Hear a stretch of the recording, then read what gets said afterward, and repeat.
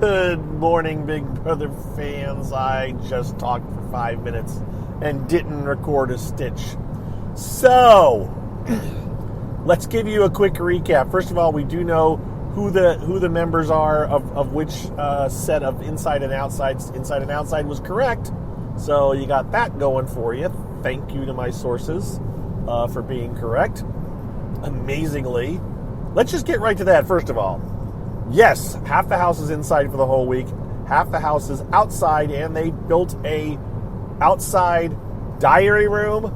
They have canopies. They have a full kitchen of some type, or at least a mostly full kitchen. It looks like, they've got some prep tables. They have their refrigerator. I think they have some kind of stove. Maybe they don't have a stove. I don't know. They were making sandwiches in the brief moments that I watched for it. So I don't know if they have the ability to heat or if they're just eating sandwiches and things like that. So not sure if they actually have any source of heat or if it is just like picnic lunches or picnic meals for the entire week. I'm sure they put a porta potty in the back room. I haven't seen it in the backyard. I haven't seen it yet. They obviously have the big shower in the backyard, so it worked out pretty much exactly like I said it could. Where I said earlier this week it could be like a have-not and a have kind of a thing, and that's what it is. It's the inside folks are the have, the Brochella, and the outside folks are the have-nots with the Dire Fest or Dire, whatever it's called. It's based on the Fire Fest. I don't know. For those of you that are even less in the know than me, because I do know this much. Obviously, Brochella is a play on the words Coachella, which is a very famous annual summer concert series that happens out in the desert or out somewhere. I've got friends on Facebook that go to it and post their pictures, and okay, good for them. and then the other one is based on, I think it's Friar Fest or whatever the hell it was called. I don't have it pulled up here. Point is, it was a disaster trying to model itself similar to kind of Coachella with a very exclusive concert festival kind of a thing, except for it was a wreck, and the people just had horrible times. And there's famous pictures of the here's the food we got, and it's in styrofoam containers, which is cold cut sandwiches, which sounds like what the guys are what the house guests are getting in the backyard. So all right, back to quickly summarizing last night's episode. Let's skip 90% of it and get to the last little bit. Indy's evicted 7-1. Michael's the only vote to keep Indy. Indy gets her goodbye messages, and you see Joseph tell her, "We're going to get through this. We're going to, we'll win this together." Why? You're not in the house, Indy, but Joseph is talking like he's going to win it for you. And then Michael turns around and says, "By the way, there's a 7-person alliance that you weren't a part of. I tried to keep you safe, but so." That happened, and so Indy, if she was paying attention, realizes that Joseph was lying to her, and I don't know if she remembers. I mean, Michael threw that all on her at the last moment, so he probably mentioned. I mean, he said everybody that was in the alliance, so he would have said Kyle too, and Joseph. So if Indy was paying attention, she would have realized that maybe it isn't Kyle's fault that I'm gone. Maybe the entire alliance was going against me. So Indy's voted out. Julie announces to the crew, guess what? There's, we're splitting the house into two, backyard, in-house, and there will be 2 head of households, and yada, yada. They go out in the back. It is a knockout competition. Terrence and Michael dominate in the final head-on-head competition. It is Terrence versus Michael. Michael wins. So Michael is the inside head of household. Terrence is the outside. And then Julie says the rest of the house guests will be separated by a schoolyard pick, so we don't get to see it. Show ends. Feeds don't come back until 4:30 this morning Eastern Time, 1:30 in the morning Big Brother time. And when it comes back, we discover that... hang on, pausing it for a half a second here. Okay, I'm back. I realized for you guys that was no time whatsoever. The picks, we're going to go with what with what Razor Skates guesses. And I apologize while I'm now merging with traffic too. So hang on, pulling it up. Razor Skates, his conclusion was that this is how the pick went. So schoolyard pick, there's a couple different versions. Obviously, you could have one where the one that I expected, which was how it went, it sounds like, is that that Michael and Terrence just took turns picking, but some other people postulated that maybe, Michael would pick someone, Terrence would pick someone, and then Michael's pick would pick the next one, and Terrence's pick would pick the next one. That is a version of, quote, a schoolyard pick, but it is not the one that I grew up with, nor the one that they used for Big Brother, it sounds like. And so Michael picked all of his people, Terrence picked all of his people. This is the order that Big Brother Junkie, not Razor Skates, Big Brother Junkie is reporting. And it is as follows: that Michael picked Jasmine. Interesting pick. He went straight for his target, it seems.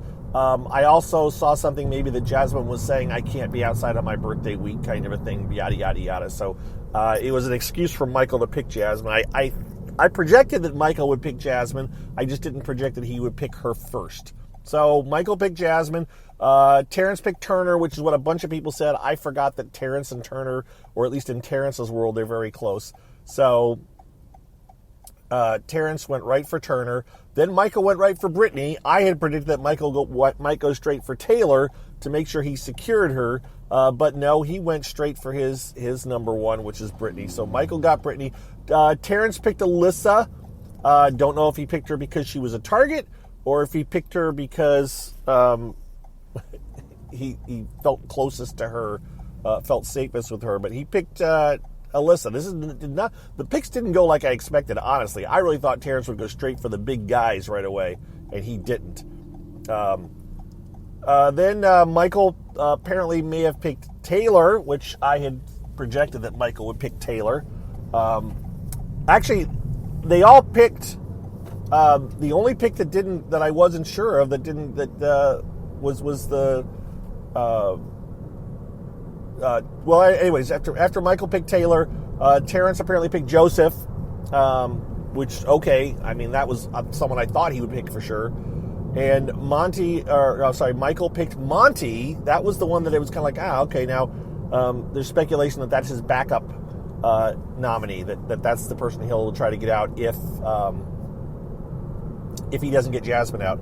And then finally Terrence picked Kyle. So, I mean, that was kind of the way I had, almost how I had it split up. I don't remember who I had Michael picking between Monty. I think I had Kyle at first, and I had him picking Kyle. So, to kind of split up Kyle and Alyssa. But he went with Monty. And I guess that's probably because he feels closer to Kyle than he does to Monty. And so if he has to get rid of a leftover, it would be easier to get rid of Monty. That's my guess.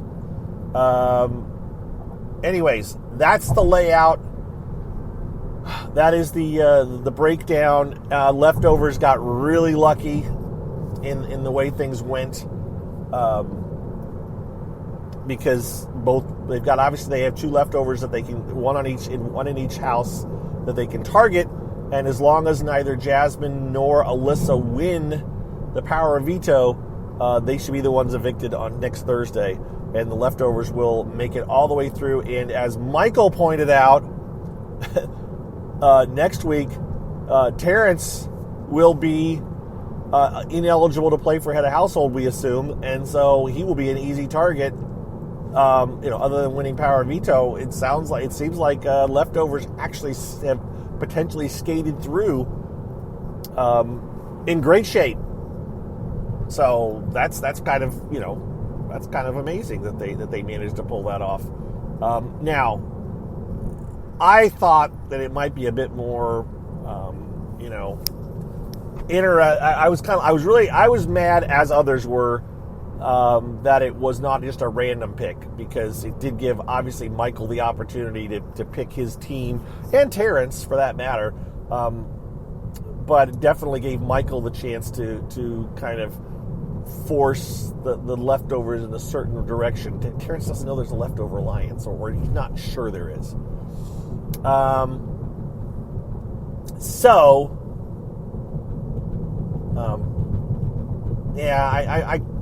now that I've seen the picks, I kind of wish it was random still, because I feel like those picks couldn't have gone much better for Michael or for the leftovers, and I still wanted there to be some adversity. And I feel like this is about as good as a layout as they could have gotten, given that Terrence was one of the head of households. There still will be at least 2 leftovers nominated come next Thursday. There will at least be 2 leftovers on the block. More if either Alyssa or Jasmine win power veto. But honestly, I'm going to guess it's very likely that both Alyssa and Jasmine will be evicted next Thursday. We'll figure this out tomorrow when they do the power veto competitions. So the feeds are back. The house guests are indeed split up. There's since my recording messed up my first one, I'm not sure what all I've said, but they have a kitchen set up in the backyard, but I think they may be doing all like picnic style lunches. I don't know if they actually have a stove. They definitely have. I watched a very, very brief bit of the feeds this morning in the backyard, and back where the spiral staircase are going in the upper level, they have a little kitchen set up. There was already a refrigerator out there, and I don't know if they have a stove. They were making sandwiches, like cold cuts and stuff when I watched. I'm sure there's a porta potty somewhere in the backyard. I saw they have a couple canopies. I think there's also some kind of a diary room in the back, like maybe an enclosed space that's used for a diary room they may have either built or installed or something. And let's see, what else? Inside the house, it's just inside the house. I did also see that they took a lot of blankets and pillows and stuff outside. So there was some intermingling, obviously, that we thought there would be. As much as you say, oh, that's it, they're separated. Yeah, they weren't separated. They had a chance to talk. I wouldn't even be surprised if the leftovers had a mini meeting in some manner, or a couple of small groups that talked. And basically said, stick together, we can do this, we can make the, yada, yada. Yeah, so we'll see. We'll see what happens. It's not, again, if Jasmine or Alyssa wins power veto, boom, that's going to set up all kinds of potential drama. If neither of them win power veto, it's going to be a fairly straightforward week. Ugh, darn it. I wanted there to be some potential. No matter what, the drama is going to be short-lived, I would think. It's going to be, there's only 5 people in each group, so there's limited options. But still, I don't see there being nearly as much potential drama as I thought there might be. But it is a way to break. It's a change, but yeah, I don't know why they did the schoolyard pick. I really don't know why. It really took a lot of the punch out of this week, out of the potential for this week. And that production made that decision to do a schoolyard pick.